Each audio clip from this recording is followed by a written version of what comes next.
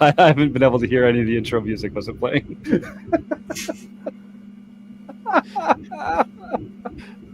Oh, what a fun time we always have here on the RecPoker Podcast. All right, gang, you know you're in for a treat when some of us and some of us cannot hear that tune because it's time for another week of the RecPoker Podcast. This is our weekly chats interview edition, but we also have a weekly forums edition that's all about strategy. I'm Jim Reid, your host for both. I go by Bluffsterini in the home game and at RecPoker Jim on socials. And I have the best freaking job in the world talking poker with my friends every Monday night at 7:30 Eastern, live on YouTube. You can join us for free and win a prize just for showing up. Now, I'm really excited. We've got a great interview lined up today. We're going to be speaking to Ruth Hall in just a moment. First, I'm proud to share we're brought to you by Running Aces. They are the official sponsor of the RecPoker Podcast. You find out more about them at runaces.com. Most of what we do here is free. We're a largely volunteer-based organization, so we really depend on support from our sponsors and from our premium members who take part in our training material and study opportunities for only $22 a month. Now, you can sign up for a free account at rec.poker today. All it takes is an email address and a smile. But you know we love supporting local food banks around here. So if you want to check out the perks of our premium membership, just make a donation of any amount to a local food bank. Send us the receipt, and we'll happily send you your first month of premium for free as a way of saying thanks for helping out your fellow humans.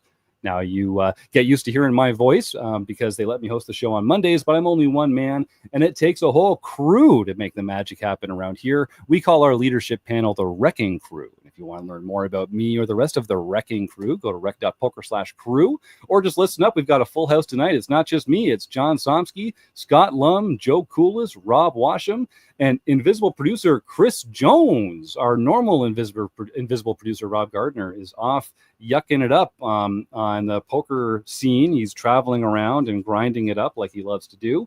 So Chris is filling in, which is why you can't see him tonight. And speaking of which, so I've kind of been yucking it up in the live poker scene. Everyone's all excited about what's going on at WSOP right now. I just got back from a fantastic trip myself. I say fantastic. I had zero cashes. I made zero money playing tournaments. I lost money in every single cash session that I played. It was probably poker-wise the worst poker trip I've ever had in my life. But I got to hang out with all sorts of cool RecPoker members down there. I got to meet some of the glitterati of the poker world. I got to hang out in the Poker Org Lounge. I showed up on a couple podcasts myself. And I got to watch my buddy Chris Jones have a pretty good score as well. So we're going to hear from him in just a second. But what else are people talking about these days at around the WSOP? Rob Washam, you were saying you just didn't quite sit right with you that Poker Go is just showing it for the fans. How are we going to get more people in? What are you saying? Yeah, well, that's very interesting because I remember back. I mean, I've been playing poker all my life, but it was all home games, around the kitchen table for pennies and nickels. And then one day I caught an episode on ESPN of the World Series of Poker. And it was like, blew my mind. It actually spurred me on to get more involved and to find out what this game is all about. And today, that doesn't happen because you have to have a subscription to PokerGo to watch the live events going on at the World Series of Poker. And the only people that are going to pay to watch that are people that are already into the game and have that's what they want to do. They want to get more and more involved in poker, but it's not grabbing any new people like I was back in the day when I first saw a poker podcast. So I just think and I hear there's rumor that GG is going to do something different next year when it comes to poker or broadcasting the World Series of Poker. So we can only hope. Yeah, I'm with you, Rob. I feel like we're trying to grow the game. Why would we put the most exciting event of the year behind a paywall when we're the only people that are going to see it are those that are already invested in the game enough to put their money where their mouth is? Do other people on the panel, do you feel like this is an issue? Is there a trade-off that's worth it? What else should we be doing to kind of get new eyeballs and not just people that are already a fan of the game? Well, I do think that people have to be willing to pay something in order to get something. It's one of the problems of the internet is that it's allowed people to say, well, everything should be free. And I don't want to watch any commercials either. And so I do think that it becomes very difficult to be able to fund things in the absence of some sort of payment. Whether, I don't know, is it still $100 a year for Poker Go for the entire subscription? I think that bringing people in can be important, but I don't know. I think, I'm probably going to talk about it later, but Will Kasuth is a good example of why they focus on him, because it's like they're trying to bring in people and get advertisers to say that this is important. And honestly, I don't know what the correct answer is, because I agree with Rob. It's like you can't bring people in if they can't see it, but it's really probably pretty difficult to monetize it as a company in order to bring those eyeballs to the game if they can't do what they did in the 50s, 60s, 70s, 80s, which is bring all sorts of advertising money because they could count on so many people. Like the wild world of sports, right? For the old folks on the panel, which I am one, right? I mean, no one would bring advertising money to that, except for it was the only show in town. And that was how it was funded. It wasn't because somebody wanted to watch bocce ball, tournaments in Britain, or I don't know, but it was the advertising money that comes in. And without that, that's why the subscription service is almost required. So I guess there's a separation of incentives, right? Like the poker world in generally is incentivized to be sharing this widely and freely, and to reach as wide an audience as possible, and to entice people to come and get more involved. But the actual broadcasters and the corporations who are doing the broadcast, they have a shorter term incentive of profiting from the product itself. So maybe that's something that we'll examine a little later in the show or on a future show. Chris Jones, you are coming off a fantastic WSOP trip. I know you're not good at bragging, so I'm just going to say you cashed in 3 out of your 4 bracelet events. You had a fantastic finish at the Win. What are your thoughts on the Poker Go thing, and what just on the general state of the WSOP and kind of where we're at with the main event and everything right now? Yeah, I mean, I'm more excited to talk about the WSOP than myself, but yeah, I had a really nice trip. Had 3 out of 4 bracelet caches and a big score at the Win, and had a fantastic time. Had dinner with Jim, I think 3 times. Yeah, record for us. What a treat. But yeah, no, this main event has had a lot of crap and a lot of like stuff that we've had to endure. I've been watching a lot of it and experiencing some of it, having been there. And but this final table is the thing that I wish more people could see. I mean, we've got our first woman in 30 years. We've got this kind of rec player leading the pack, and just kind of showing up and having the chip lead. We've got a legend of the game in Ms. Rocky. We've got a few other, kind of storylines along the way. And I feel like we've got, even though it was maybe not the best path to get there, we kind of got the best possible table we could finally have. And I'm excited to watch it, and I wish more people could. Yep. Not to mention a guest of ours not too long ago, Kenny Hallert is on the Kenny Hallert. Yeah, indeed. So a lot of great stories. And if you aren't, I think they're going to show like the first hour of each day or something on YouTube. So if you're not a subscriber of Poker Go, you can at least tune in a little bit. All right. Well, do go check that out and get that fix. This only happens once a year, and it is the most magical time of year. Now we're in the most magical time of the week, because we're about to bring Ruth Hall onto the show. I'm very excited for this. We were able to talk to Ruth a couple years ago, I think a few years ago, in one of Kim Kilroy's poker empowerment sessions, which seems like forever ago.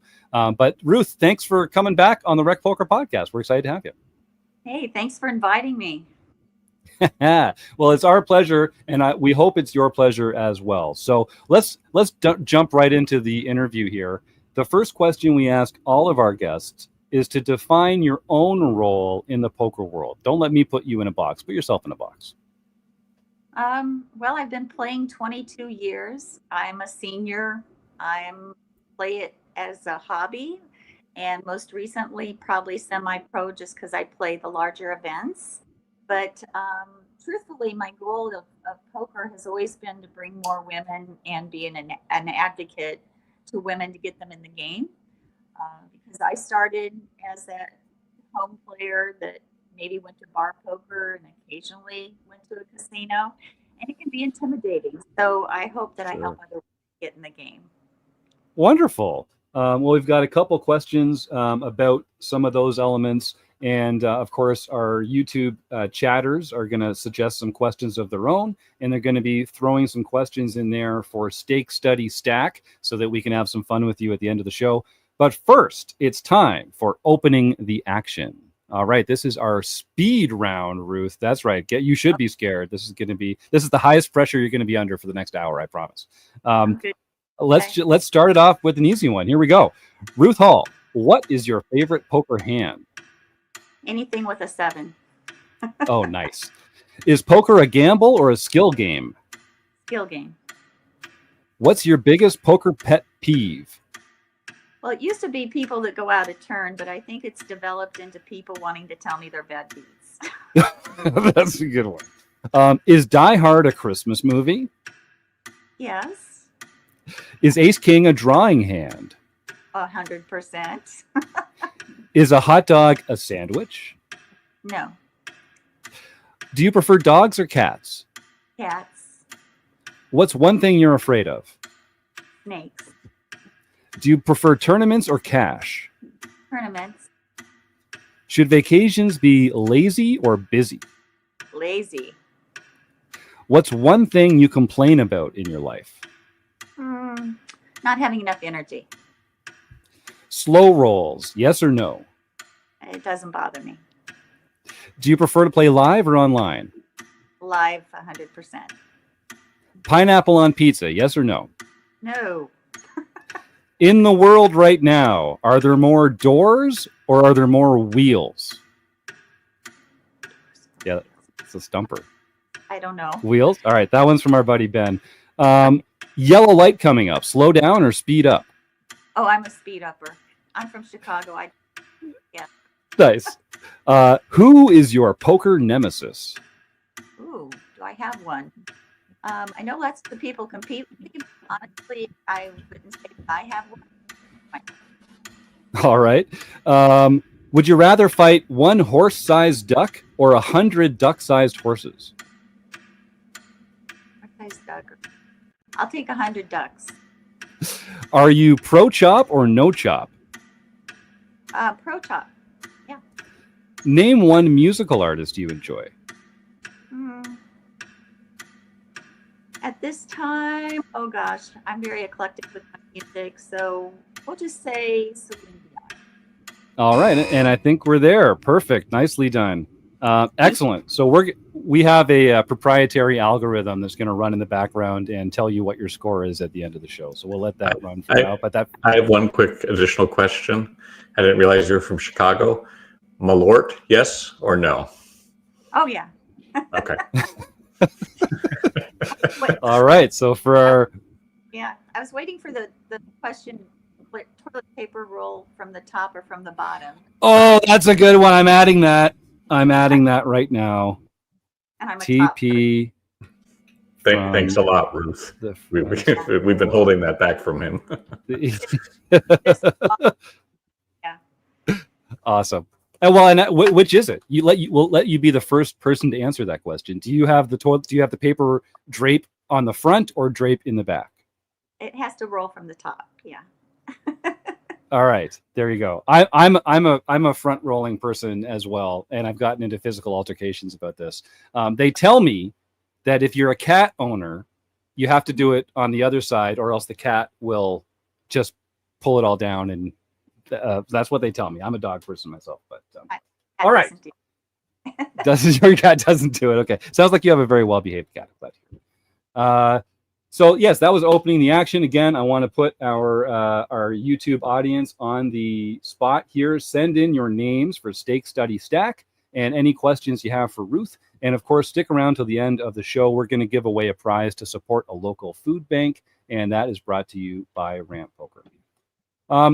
So Ruth, you mentioned right at the very top your role in the women's poker movement and making the recreational poker world and the professional poker world sort of a more comfortable place for women.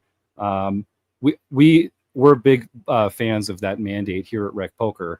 Sheena Okamoto just won back-to-back ladies championships after being the runner-up in 2023. I mean, that's outstanding.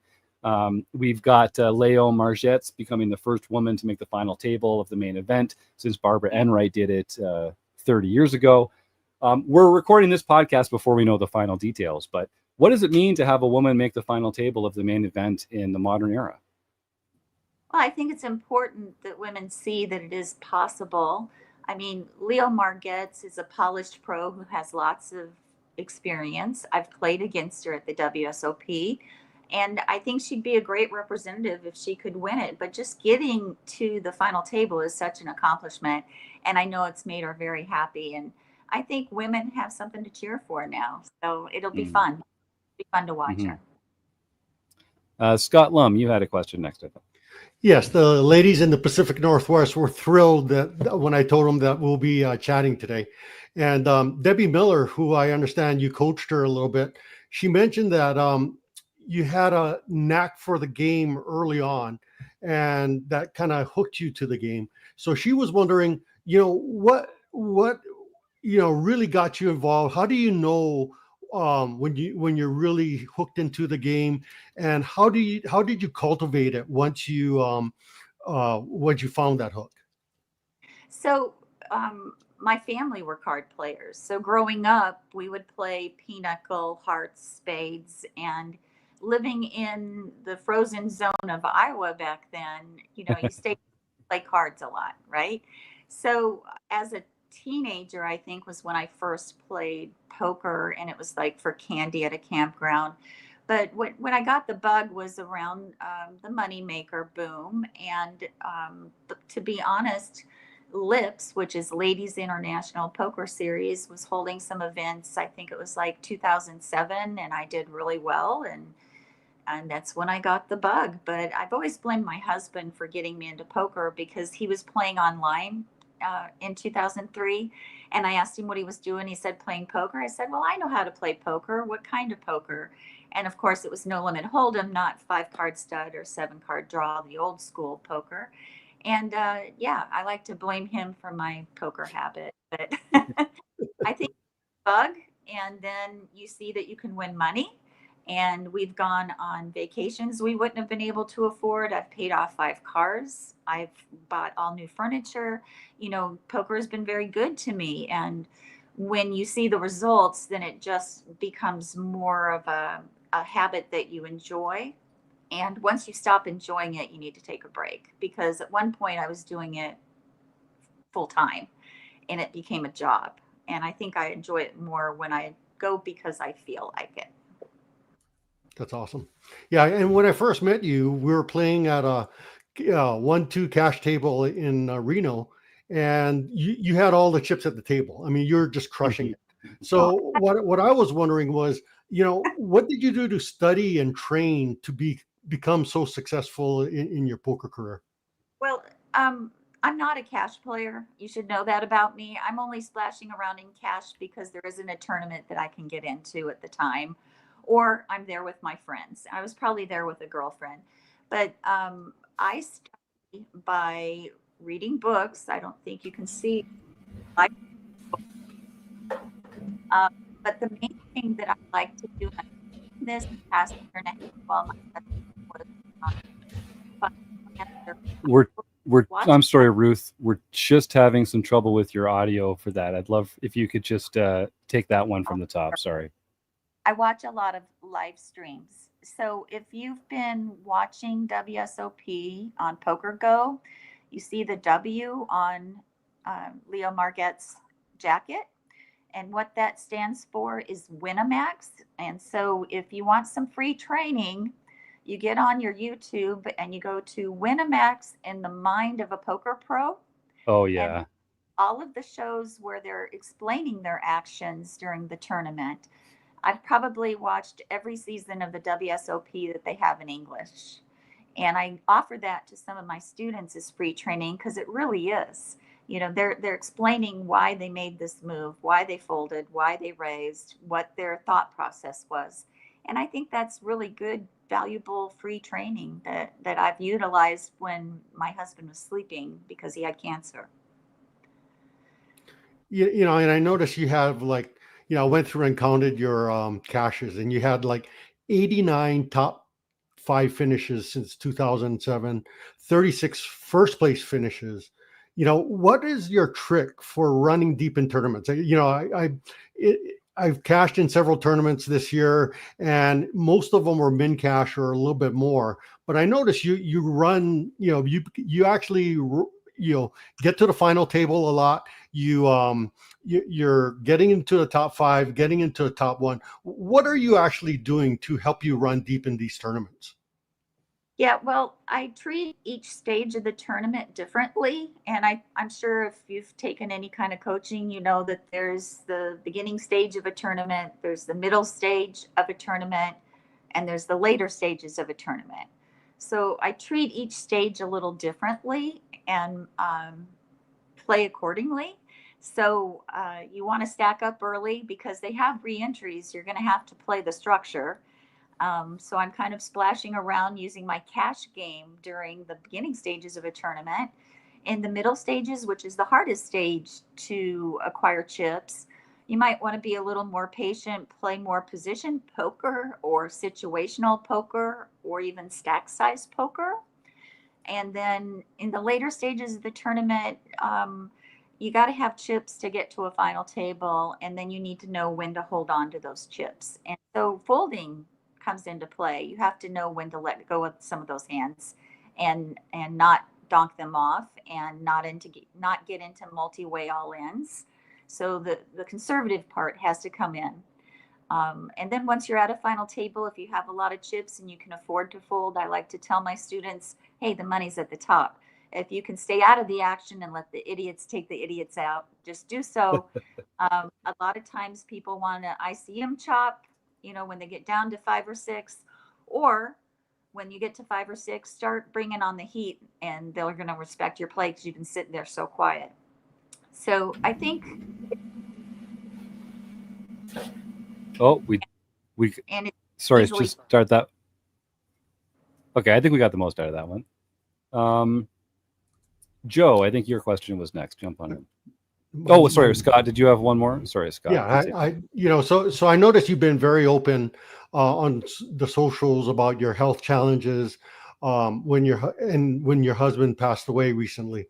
But you've had an incredible June. I mean, you've had 10 tournament cashes in June, 5 final tables, and you won the Lips mini main, and you did an ICM chop on another. So Sharon Lamoth, she asked me, she wanted to know what kind of support you got from your family and your poker community when you posted on these socials, and what kind of mindset do you need to have since you can have so many different distractions because of these challenges. How do you keep your mindset and focus set when you play these tournaments?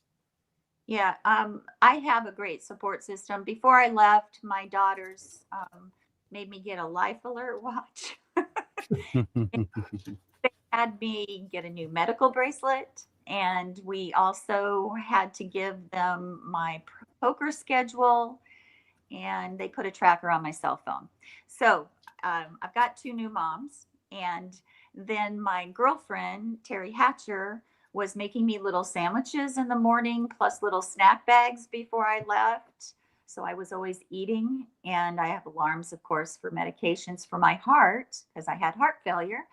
But the support system that I got really was just knowing that if I needed to call someone, I could get help.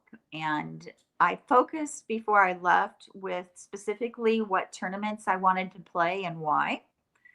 And I went with the lower, smaller, multi-table, low stakes entries. The highest I got in was a $2,500 ladies only at Venetian.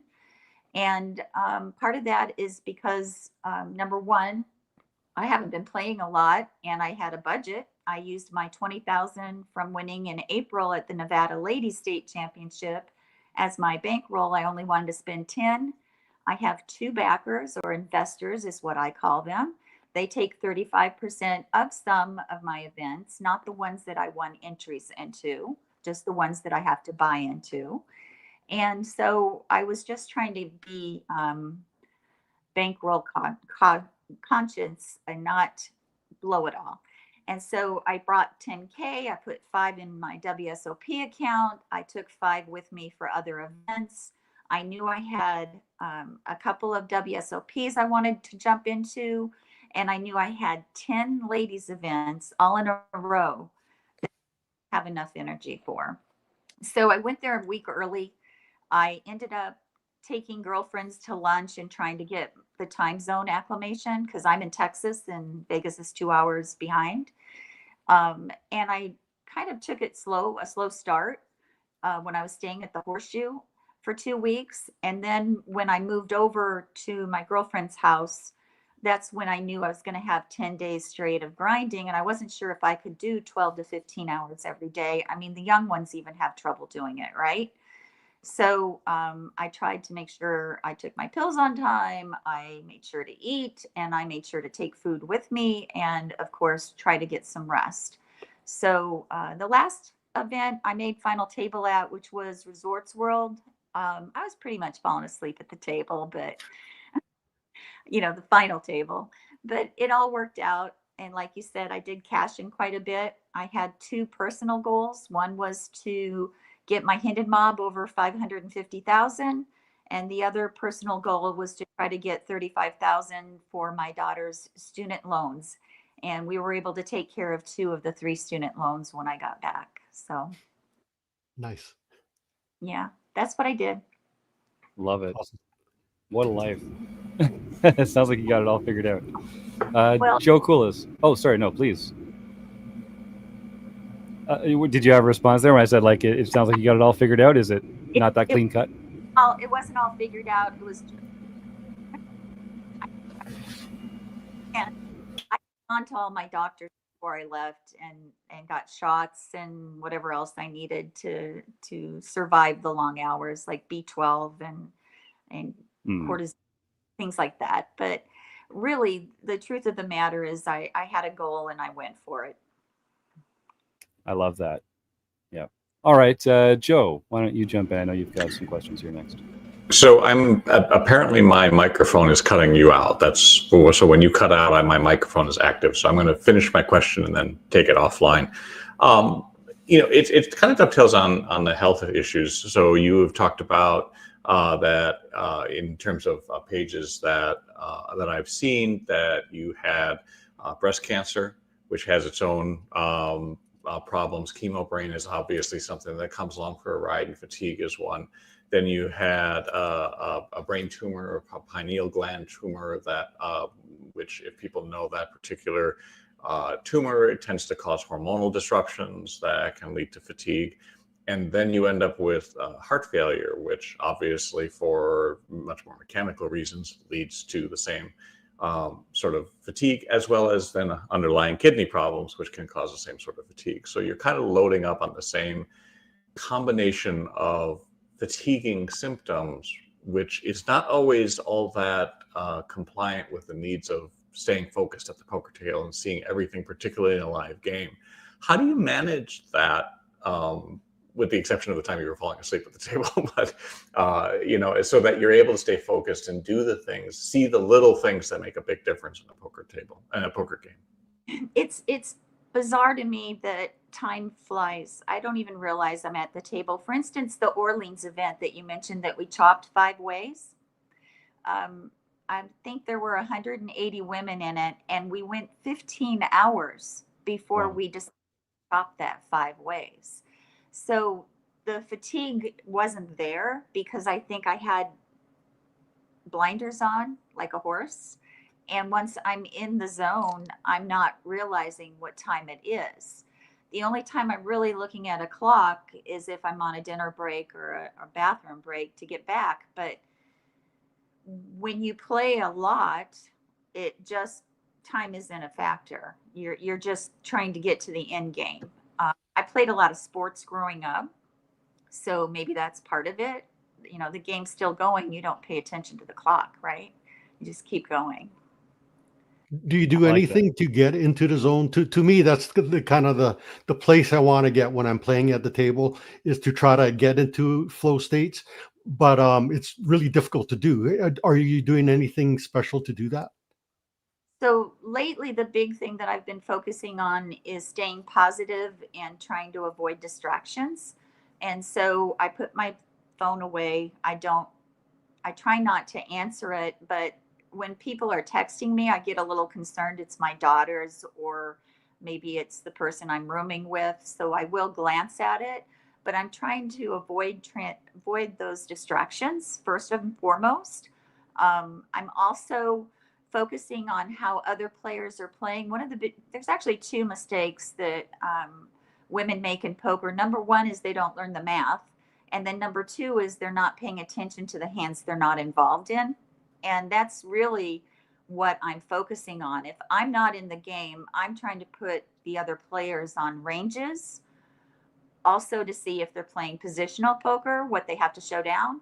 So when you're not in the hand, there's other things you can be doing. Mm-hmm. Yeah, I'm always interested in how experienced players, what they're looking for, and sort of the what tips them off about other players and helps them put other players in the box. And like, I guess that would be one question I have for you when you are surveying the table and trying to make assumptions about players and decide what ranges to put them on. What are a couple of the things that sort of jump out at you? What are some of the factors that make you decide, oh, this is a more experienced player, this is a less experienced player, that kind of thing? Well, the quick reference is, are they putting their chips in stacks of 20? Do they have a card protector?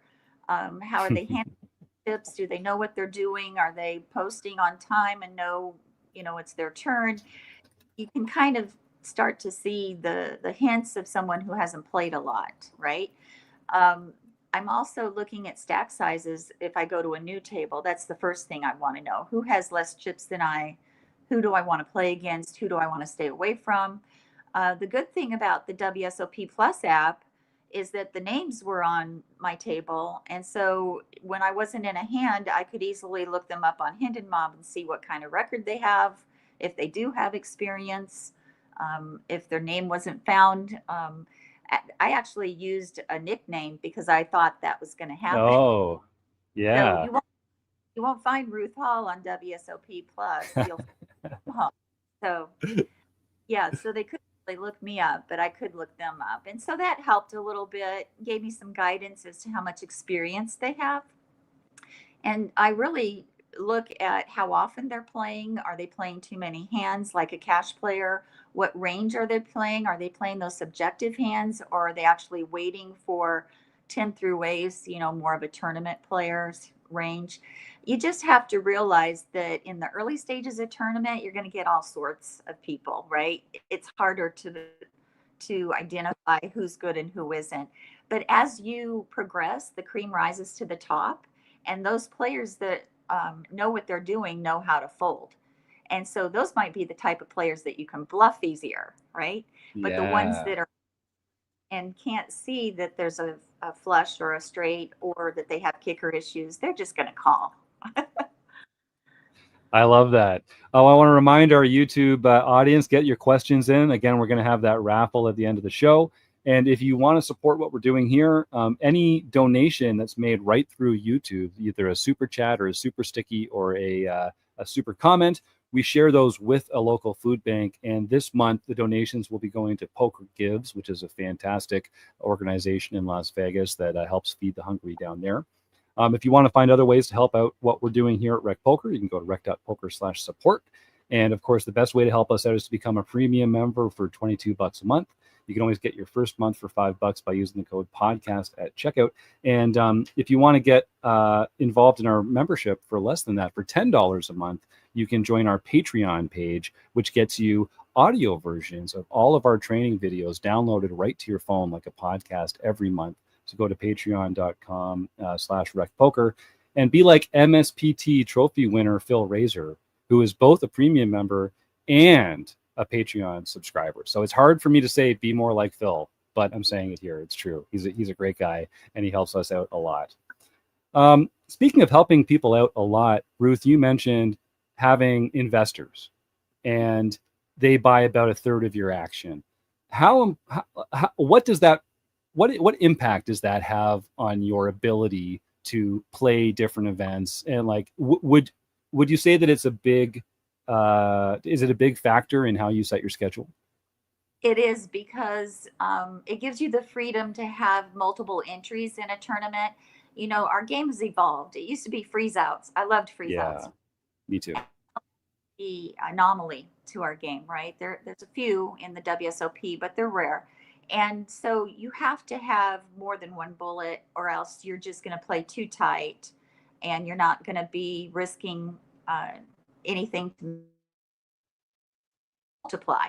So for me, if it's something I really, really want and feel like the prize pool is going to justify it, I might bring 3 entries to that tournament. But typically I always have at least 2, because I don't want that monkey on my back that if I bust here, I can't re-enter. You really need to know that you can re-enter during that re-entry period. That's when I'm growing my stack. I'm playing my cash game.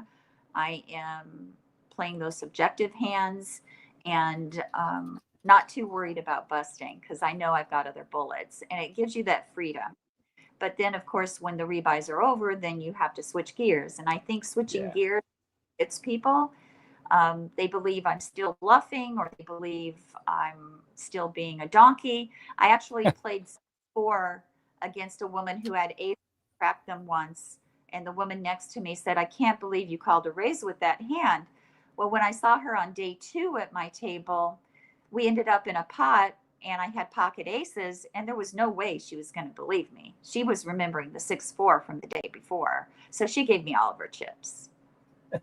Nice. I love that. Now, you mentioned your investors take about 35% of your action. I've got 2 questions for you. The first is, how'd you settle on 35%? And how can less experienced players, because we get this question all the time, how can less experienced players make those kinds of connections and prove themselves to people that want to invest in their tournament play?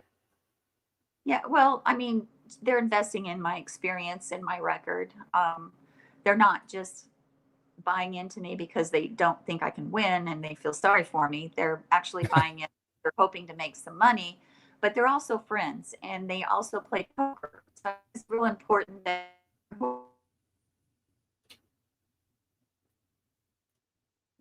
Oh, I think we just lost the signal there for a moment. Is it just me? Nope, doesn't look like it. All right, let's give Ruth a moment to reconnect here. We've gotten some really good questions in the YouTube chat already. I see some from Benny and some from Marion. We'll make sure to get those in before the end of the show.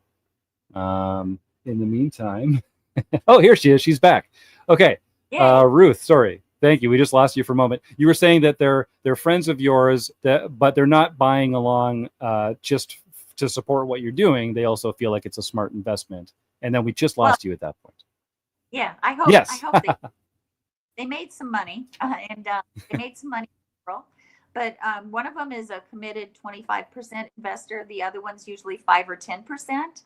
And I really don't want to sell more than that, because they're smaller buy-ins and smaller prize pools. I mean, women's events typically are around the $250 range. You know, this summer we had the $1,000 ladies, we had the $2,500 ladies, and we had quite a few $600 ladies that I played in. But typically the range is more around $250, so it's not a huge prize pool. So you don't want to give a lot of your action away. You want to try to restrict it if you can. And sometimes when it's just a one-off tournament that I'm going to, like this weekend, I'm going to go to Choctaw for the ladies WSO ring event. It's a 250, so I'm not even asking if the investors want in it. I'm not doing a whole series. I like to include them when it's a whole series of events. Nice. Yeah, and I noticed you had a lot of success in women's events. What do you like about the women's events, and do you have a strategy when you play these events that might be different from a general event? I do. I have to play open events different than I do ladies only. And the reason why, love you ladies, but they're sticky. They put in the pot, they're going to call your race. So in the early stages of a tournament, it doesn't help for you to try to bet them out of a pot. It's not going to happen. So you might as well just go with the flow with your ace king, ace queen, ace jack, which are all drawing hands, by the way, and not raise or re-raise because they're not folding. They're rather sticky. So in the early stages, you do that, but in the later stages, when you have players that know how to fold, they do tend to give up. But against men pre-flop raises do get respect a little more. Can you hear me? Yes, no, we heard that. We heard that. I have a question for you. Yeah, go for it. Poker.org posted a video from Christina Gollins, who said that she found ladies' events tended to be toxic. And I always thought, women like to play the women's events because of the toxicity at the poker table when there's a bunch of men around. So this surprised me, and I wanted to know, have you found that to be true? And if it is true, what can we do in the women's community to overcome that image? Well, if you look at my hand in mob, I've played a lot of ladies only events. Yes, I play open events too, but if anyone's probably played the most, it's probably I'm up there. So for me, and it's hard for me to respond to her blog because she's, in my opinion, I think it's a generalization based on a small sample of ladies only events she's attended. Christina is a beautiful, strong pro who leveled up her game in higher open events with men, right? And what do the men do? They sit there with their earbuds on, they don't talk, right? Right? That's what they do. And they're more social. And, whether she ran into this confrontation with a woman at the WSOP or at the Orleans, she was actually at our final table at the Orleans. I know she went out 8th when we chopped 5 ways, and I don't recall anything happening. But maybe she just had a bad apple at her table. And let's be honest, it happens in open events too, right? It's a competitive game. We get in the heat of the moment. They might explode. It just happens. I mean, it isn't something that I see on a normal basis. And I'm one of those older women that she's referring to. So I just think my goal at the table is to try to make a new friend, especially if they're new in the poker world. So, she might have just got a bad apple. Who knows? Well, I think I'm going to trust your opinion over hers because it sounds like you have a heck of a lot more experience in the women's events than she does. So well, I'm not demean what she's saying because if she experienced that, it makes me feel bad. But I don't think you can do the generalization that this is how it is. Right. No, it isn't. And yeah, there's always going to be someone mad that they lost because it's a competitive game, whether they react appropriately or not, that should not be tolerated. I mean, Will Kassouf shouldn't be tolerated, right? So right. Men behave poorly too. And I'm sure I've had my moments. No one's called me a name to my face, at least not a woman. But I'm sure they might have mumbled they're walking off. So, it's just a competitive game, right? Exactly. Well, in response to that, let's go to the next thing, which is what are some of the things that we can do to get more women in poker? I mean, this is a common question, especially that we ask women, but this is something that we hear definitely at RecPoker are concerned with. Yeah. I work a lot with LIPS and WPA. I used to be on the board and I'm one of their advocates, and Lupe and AJ are doing a great job with advertising ladies events and helping support that effort, as well as having ways for women to satellite into the events. And I think that might be the key, really. I don't play online. It's just a personal choice of mine not to. It tends to hurt my live game, to be honest. And I think if you have more satellites like the WPA have been doing and other charities to get more women in the game that way with maybe a $10 buy-in, it's great, right? It's get them in the door. Once you get them in the door, it really does tend to grow on them. And my belief is that growing the number of women in poker is very hard because women are a little more conservative with their money than men. I think so. They're less gambly. We'll just put it that way. Now, you mentioned William Kassouf and Martin Cabral. They, especially this year, they've created a lot of attention for their polarizing antics and their speech play. I guess I have two questions for you. Do you feel like, is there something that the TDA should do to minimize this kind of behavior? Or should we allow it as part of the game? Or is there a different alternative available to us? I think the solution is going to be a shot clock. I really do. He can talk all he wants as long as he's not insulting. I think he was calling one of the players a crybaby, so it was getting over the limit. You can't be taunting other players like that. But when he was just talking nonstop, it's part of his game. And if you put a shot clock on him, it's not going to hold up the game anymore, right? So for me, if you want a solution, WSOP needs to incorporate a shot clock just like WPT has. That makes sense. Until that time, we occasionally encounter, as recreational players, we encounter players who are loud and obnoxious. What can we do to block out that distraction and kind of try and keep our A game at the front of our minds in moments like that? Always have a pair of earbuds with you. Yeah. Be able to put music on if you need to. I've actually had Chatty Cathy next to me and couldn't get her to stop. So I would just put an earbud in and say, I can't hear you. I've got my music on. She'd get the hint.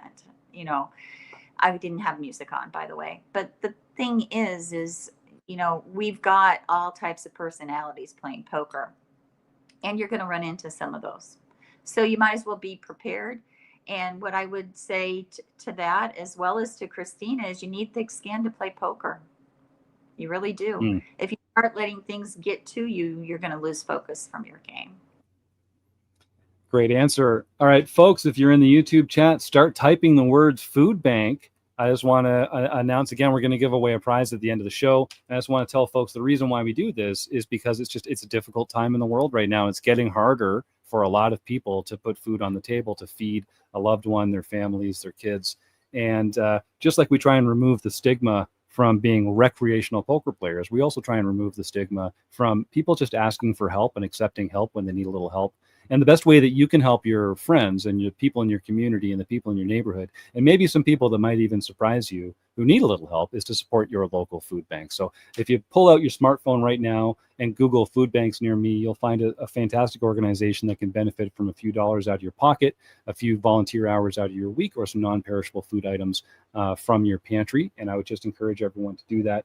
If you want to enter our prize tonight, all you have to do is just type the words food bank into the YouTube chat, and you'll win a fantastic prize. Rob Washam, we call you RecPoker Santa. What does Santa have in his bag for our winner this week?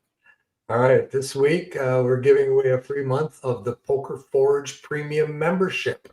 Nice. Our most recent Learning with Partners video is from the Poker Forge.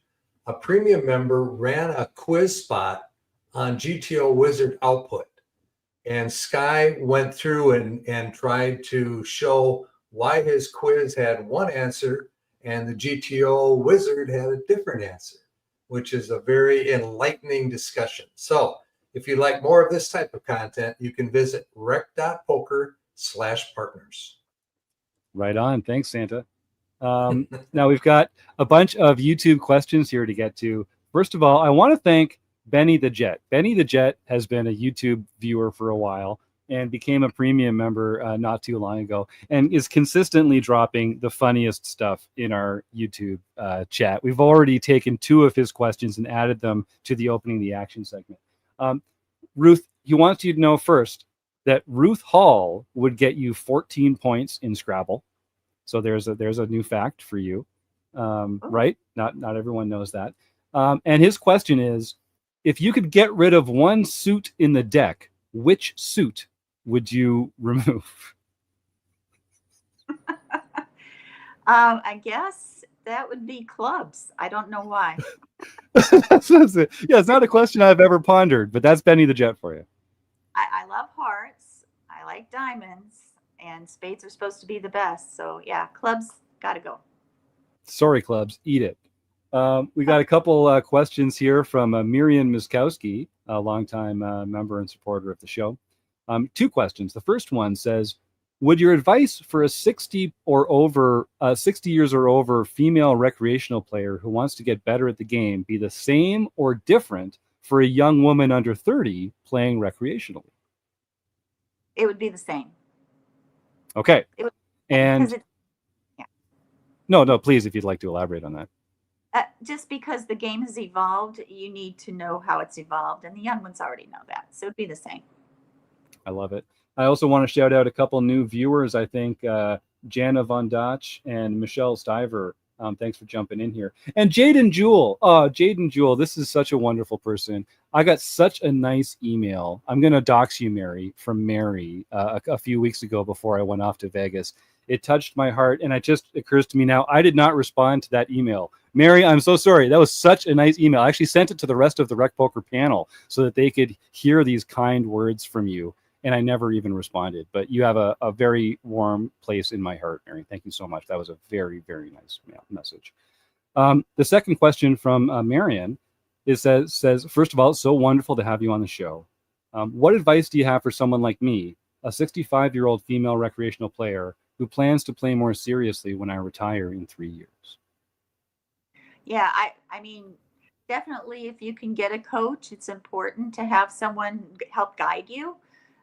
If not, try to read some books about poker. But I already brought up the Winamax is free training on YouTube, The Mind of a Poker Pro. So to be honest, you just have to level up on your own, and it's going to happen. You just don't want to give up and think, oh, I can't do this because of my age. Age has nothing to do with it. I think I'm 29 and I'm 65. So don't give up. You just have to figure it out. And sometimes that means getting better in your cash game to apply it in your tournament game. Or maybe it just means you're a better tournament player because you're more conservative and you just stay away from cash, right? I don't think there's a lot of people that are good at both. I think most people are good at tournaments, or most people are good at cash. They're different animals.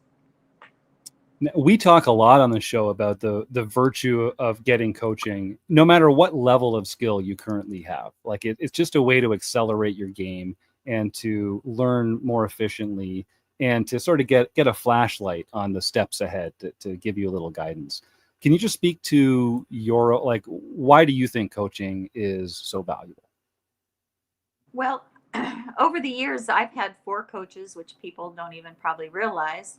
But most recently, I've been giving coaching, and I'm not here to plug that.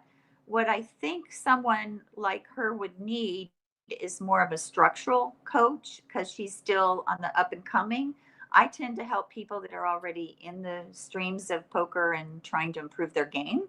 So there's something, and I'll give a plug for this one. It's Epic Poker Training that Marsha Wolak was involved in. I think that's a good one for people who are trying to dip their toes into learning more about tournament poker.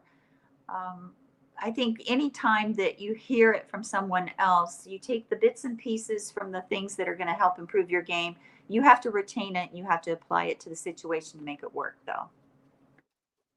I like that a lot.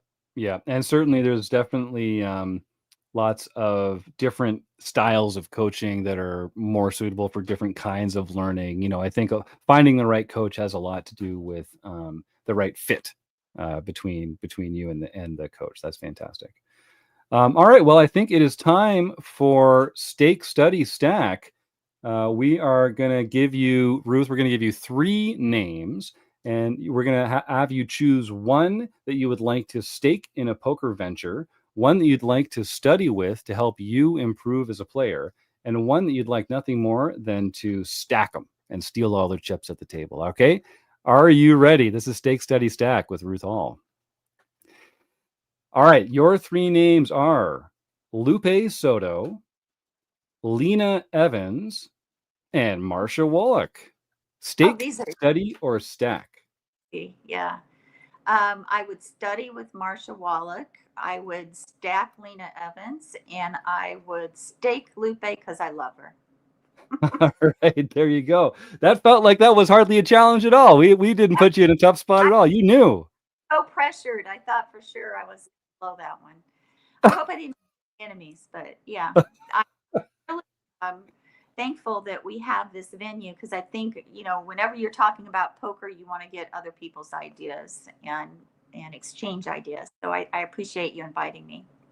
Well, it's been a pleasure, and I appreciate you sharing your insights with us. Is there anything else that you'd like to share with our audience before we end the interview? Well, part of my women's poker resources on Facebook is to guide women as to where they can go play in ladies events. So I've got a few coming up that I'd like to just mention, if that's okay. Please do. Yeah. All right. So this weekend on Sunday is the Choctaw WSOP Circuit ring event that I mentioned. And yes, they do give away a ring. And then in September, Lupe Soto and the Lips have 2 big events. One series is going to be in Best Bet Jacksonville, which she'll be announcing. And the other one, which I've already booked, is Aruba. My daughter and I are going to leave some ashes there in Aruba, which was my husband's favorite island. And they're going to have some Lips events there. In October, the Lodge, which is my locally place that I grind here in Round Rock, Texas, is going to hold a WPT ladies as part of their series. And then November, I plan on going back to Vegas to Resorts World. The North American Poker Tour has a $1,000 ladies events. And then in December, I'll be back in Vegas again for the WPT at the Wynn $1,100 ladies event that I've already won my seat at. So there's lots coming up, and just get on Women's Poker Resources. I'll make sure to mention these things again. And is Facebook the best place for our audience members if they want to connect with you or thank you for coming on the show? Is that the best way to find you? Yeah, it is at this time. Thank you. Yeah. All right. Well, Ruth Hall, we're so grateful to have your time here. We're going to continue on with some home game results and talk about some upcoming stuff at RecPoker, but we'll let you go. I know you have a lot going on. Thank you again. This was a pleasure. I hope to see you again in real life sometime soon. Thank you. Bye-bye. All right. Well, fantastic interview. I was really interested in hearing her perspective on sort of what is going on in the poker world today. She has a fantastic historical lens to think about that kind of stuff in. John Somsky, why don't you take us through some recent home game winners and see who's going to win some fantastic prizes. Then Rob Washam is going to tell us who's won some other prizes with our ROI competition. And then we're going to give away a food bank prize and roll on out of here. John, why don't you jump in first? All right. On July 9th, Squidge 2022, Kate Ibbenson won the Mixed Game Championship Series. And JBT Twin Cities maintains that. So nice. She has the lead in both Player of the Year points races, both the No Limit Hold'em and the Mixed Game Series, a feat which I believe has only been done by he that shall not be named. In other words, Taylor Moss. Indeed. So that's JB. That's our friend JB rocking both leaderboards. That's fantastic. Yep. That's an amazing feat. And Kate Ibbenson is Stewie's mom, who's coming in with a win in the home game club. So, and my mom's in the YouTube chat. So the moms are really rocking it right now. Thanks to all the moms out there. Awesome. Okay, please continue. K-Poker Wannabe, Ron Payton got his 8th nightly victory of the year. Evil Roy CA David Westerveld got his 4th nightly victory of the year. And Evil Roy, I should just point out, he's not a mom, but he is a bad mother. Please continue. Okay, a really mad guy has got his 7th nightly victory of the year. Nashman 37201, Jeff Ford got his 2nd nightly victory of the year. Wild 919 got his or her 1st nightly victory of the year, first victory ever, actually. Spot Conlon, David Kennedy got his 1st international victory of the year. Rick the Good Dog got his 6th international of the year. And Keck Geek, that would be Keck Geek Senior for those keeping track, got his 2nd LPP event victory. And he can contact info at rec.poker for his free month at Learn Pro Poker. What a wonderful mix of OGs and new faces to the winner circle there. There's a couple there that I don't think I'd heard their usernames before. So congratulations to all our winners, whether you've been sticking around like some of these guys on the panel here since 2016 when Steve put it all together, or some new faces in the RecPoker Home Game Club. Congratulations to them. And hats off to John Somsky. I will put this offer out there again. If you see John in the wild and you buy him a beer, if you send me photographic evidence of this happening, I will buy you a beer the next time we get to hang out in person. So by the transitive properties of beer buying, you can basically free roll yourself buying John Somsky a beer, and he deserves it, man. He deserves it. So if you see John in the wild, please put a cold drink in his hand, and don't worry, I'm gonna get you back. All right, fantastic work, John. Yeah, if you're the winner of our Sunday night event, send an email to info@rec.poker, because our Sunday home game club, while it's free, while you can win prizes like these fantastic pins, you can also win a free month at Learn Pro Poker, because they're just wonderful folks over there and love supporting what we're doing here.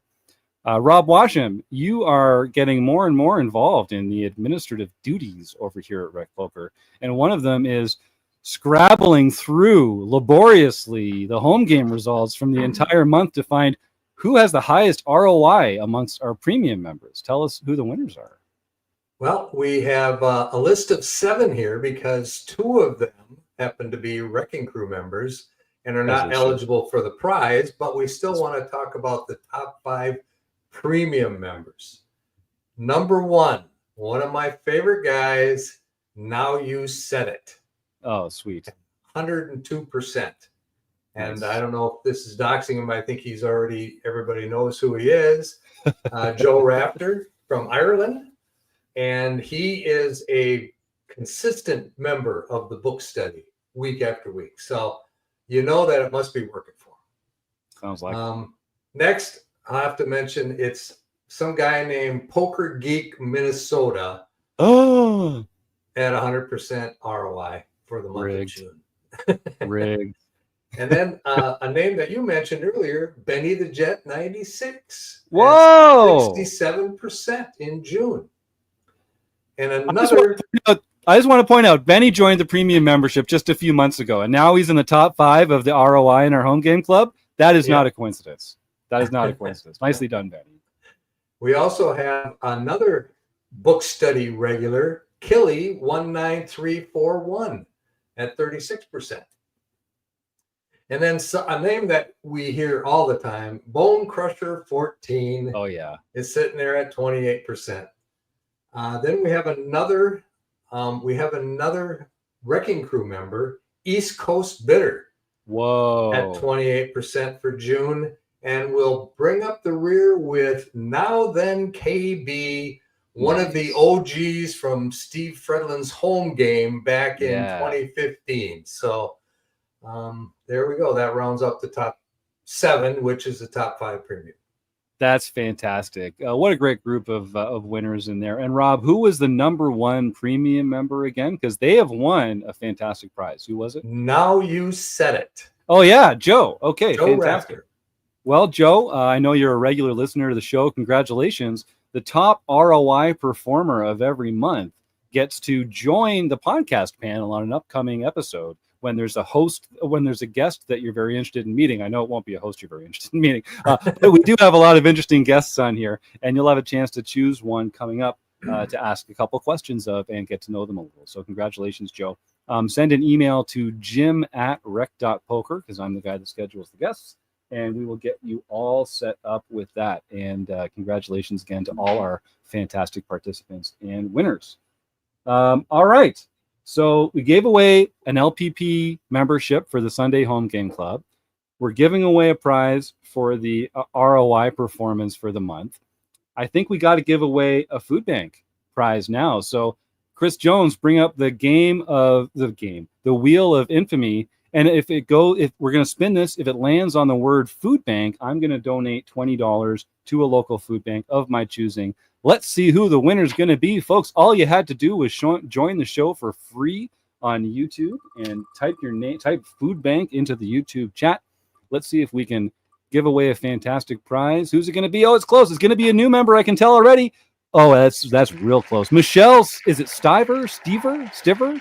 Michelle, congratulations. You are a winner. I hope you're still watching. Send an email, please, to info@rec.poker, and you will be able to claim your fantastic prize. And so I want to thank everyone who was part of the show tonight, starting with, of course, Ruth Hall. Thank you to Ruth Hall. Thank you to my fellow RECing Crew members here on the show, Invisible Producer, Chris Jones, Rob Washam, John Somsky, Joe Coolis, and Scott Lum. Of course, everyone in the YouTube chat, you made this so much more fun than it would be otherwise. All our other RECing Crew members are premium members, and you, the listeners at home, we couldn't do it without this. We'll see you next week on the RecPoker Podcast.